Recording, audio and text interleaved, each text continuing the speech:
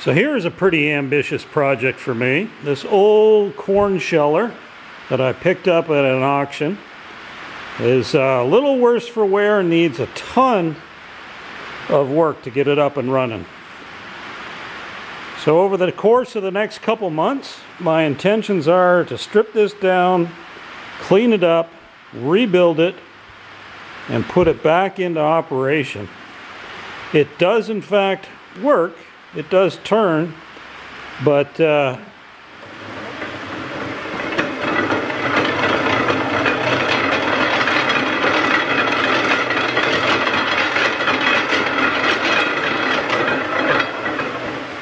isn't the smoothest running piece of equipment you've ever seen. So anyway, the first thing I'm going to do is take a whole bunch of photographs of everything, so I'll know how it goes back to work, and then we're going to start the disassembly.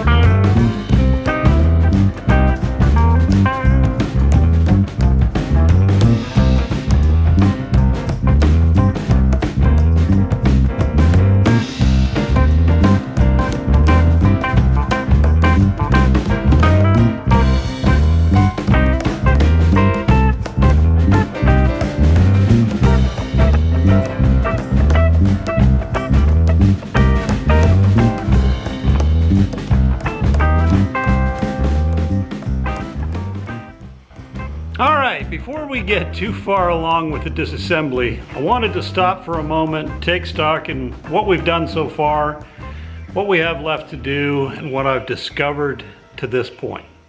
So essentially up to this point, we've got most of the ironworks out of there, and it did come apart fairly easily, and we've got the majority of the wooden box remaining, at least the bottom part. Now what I've run in to date that's going to be an issue, I'll start with this piece on the floor. So I don't see this in many of the YouTube videos. It's mounted to the bottom. It's some sort of fan, and it's got a pulley on it that connects to the flywheel via a belt that doesn't exist. And you can see that it's pretty much rusted out, but I think I can fabricate a cover for that fairly easily. Speaking of the pulley on the flywheel, here's what I got left of mine.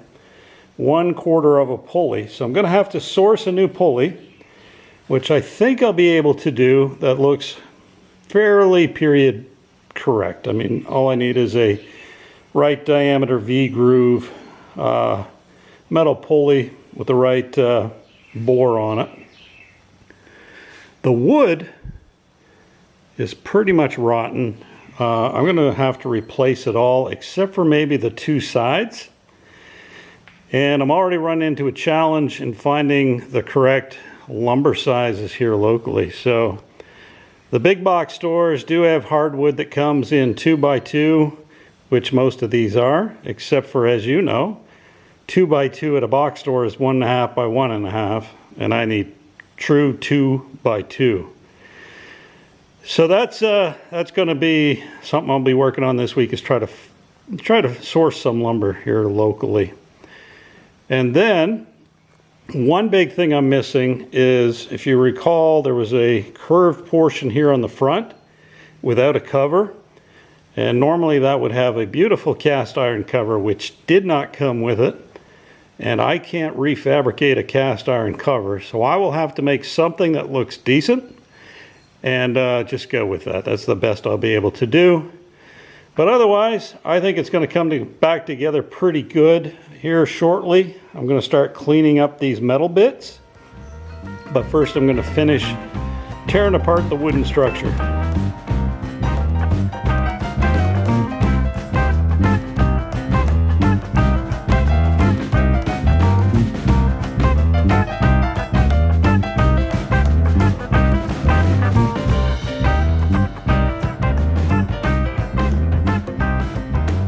Now a couple days later, and I still got the pile of metalworks all tore apart. I did start cleaning the old grease and grime off some of it, but we really want to tackle that a lot more today. I tried to get all the woodwork apart, but I struggled and only got one of these bolts that terminated one of these holes to come undone. The wood is so soft and the bolt is tightened right into it, so I'm going to have to chisel out those holes enough to get a wrench on there, I think, which is going to destroy the wood a little bit more, but I want to preserve it enough to be able to use it as a template. But anyway, today is finish getting the woodwork apart, tackle the metal, make progress. And speaking of progress, we did source some oak. So I've got some oak here that I picked up the other day. So hopefully we've got pretty much everything we need to keep on moving along with this restoration. I don't know if you can hear the rain, but it's a perfect day to do this project. So I dug out my bucket of Evaporust to give me a head start on some of the metal parts.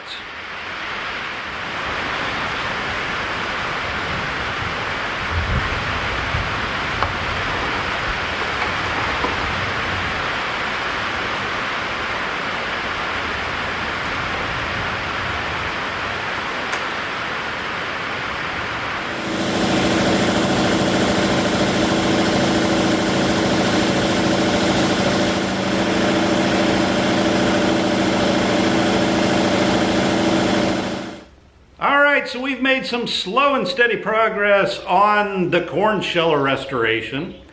Yesterday I was out here and I did a lot of work, finished up everything I could do in the media blast cabinet in there, and we've got those pieces all complete and addressed, but the big flywheel remains, and it unfortunately won't fit in the cabinet, so I've got to do that one with the grinder. But let me show you first what I've got done, and then I'll take you to look at the flywheel.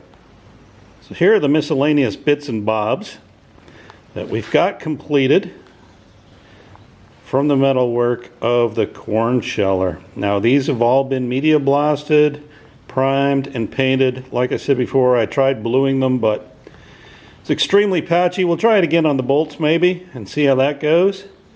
But for now, this is the route I intended to go.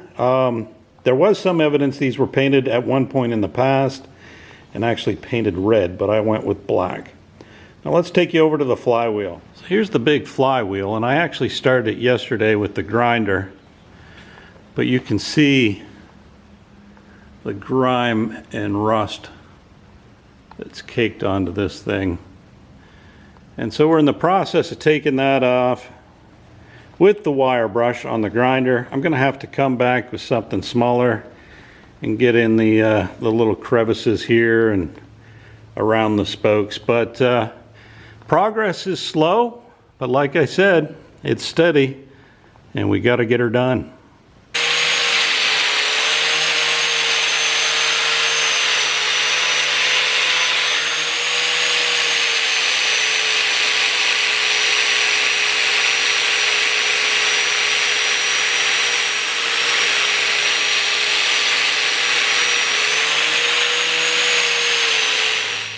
So overall, I think I'm pretty pleased with the results. It took a long time to get this cleaned up, but for the most part, it is much, much better than it was. Let's see if I... There we go. So this took me, I would say, a couple hours to clean this up. I started out with the grinder, ended up with the Dremel, made a heck of a dusty mess to clean up. It's time to get this painted, and then we can move on to the fun stuff, which is the wooden bits. All right, taking advantage of beautiful weather and nature's paint booth. But I've got it all done and painted, ready to take back into the barn. Let's get started the woodworking. All right, today is already hot and steamy, but that's not going to stop us because we're excited because we're into the woodworking phase of this restoration build. So today we got to start the frame and the box that holds all the metalwork that we just got done cleaning up and getting painted.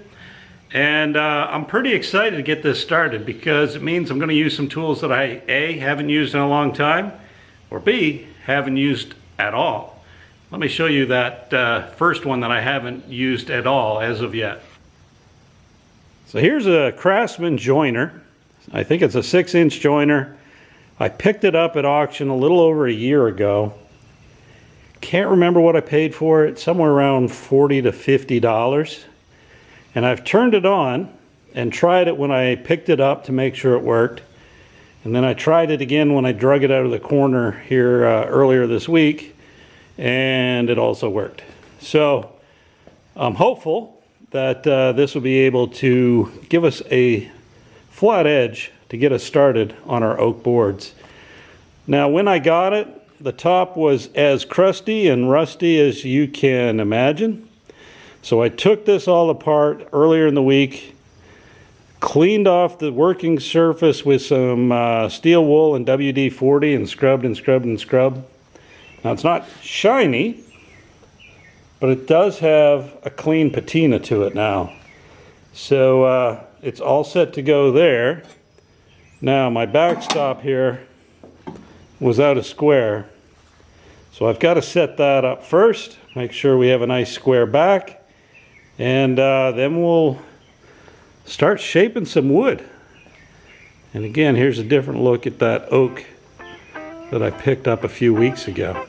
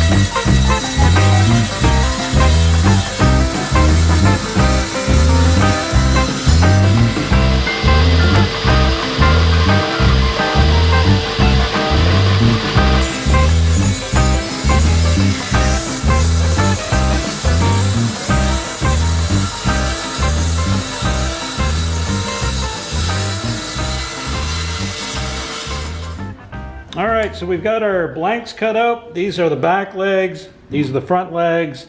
These are two of the originals. What I'm doing is laying out the location of the tenons and the mortises, but I don't want to rely on the current length of the tenons because a lot of them are broke off. So I'm going to use some digital calipers and measure the depth of the mortise.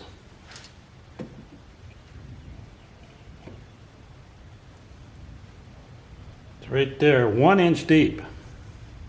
So 1 inch mortises, so we will leave 1 inch tenons. So we wrapped up the day yesterday getting our blank pieces for the frame cut out. I don't know if this is going to come through on the camera, but we also marked out the location of the different mortises and tenons and that kind of thing. So these are all drawn up and ready to get processed a little further, which brings me to another tool that I haven't used in about 10 years at least. And here it is, the mortiser from Steel City in this particular case. We've got the mortise chisel all set up, installed this morning. Hoping this is going to work. It's been a long time since I've used it, but let's get a piece of wood and let's get started.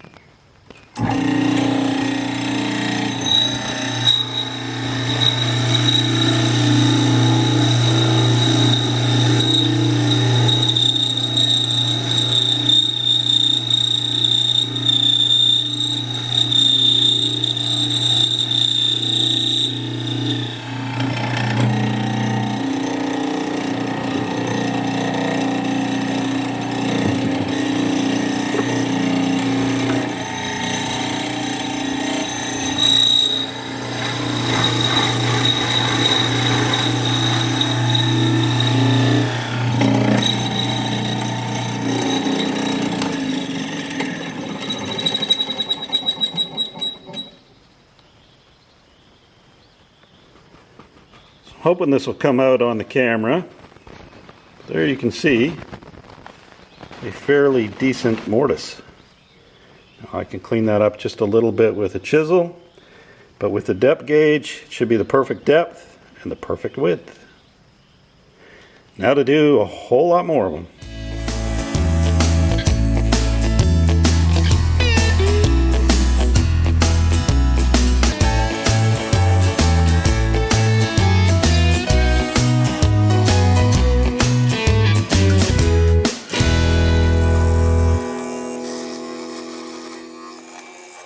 Now that all of our mortises are completed, it's time to work on the tenons. So for that, I'm going to install a dado stack in the old table saw.